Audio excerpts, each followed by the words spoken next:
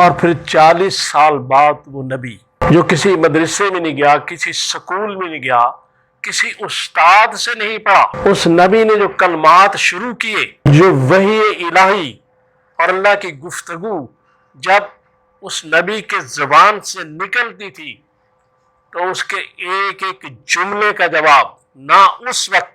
اور نہ آج تک کائنات کا بڑے سے بڑا عالم دے سکا ہے۔ جس طرح بڑے سے بڑا سائنسدان آج تک سائنس کے اتنے عروج کے بعد ایک ذرہ تخلیق نہیں کر سکتا، اسی طرح قرآن کے بھی ان جملوں کا جواب نہ اس وقت دے سکتا تھا کوئی، نہ اب اس کے لیول پہ اس کی مانند کوئی جملہ پیش کر سکتا ہے۔ 40 سال خاموش رہنے کے بعد وہ معلم کائنات جب بولا تو ایسا بولا کہ لوگ حیران رہ گئے کہ کیا ہے، کوئی اس کو جادو کہہ رہا تھا، کوئی کچھ کہہ رہا تھا،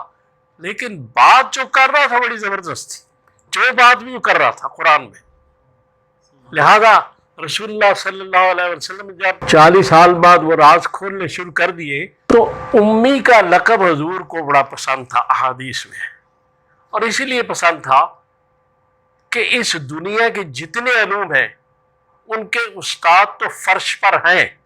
لیکن جو یہ صحیفہ آسمانی ہے اس کا استاد عرش کے اوپر ہے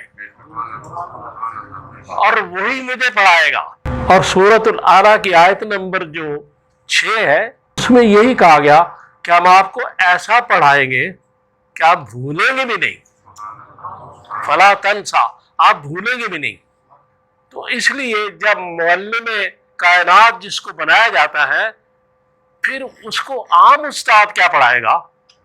عام آدمی اس کو کیا تعلیم اور تدریس دے گا؟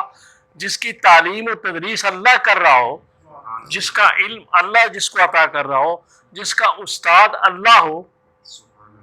تو جس کا استاد اللہ ہوتا ہے وہی ساری کائنات کا استاد ہوتا ہے۔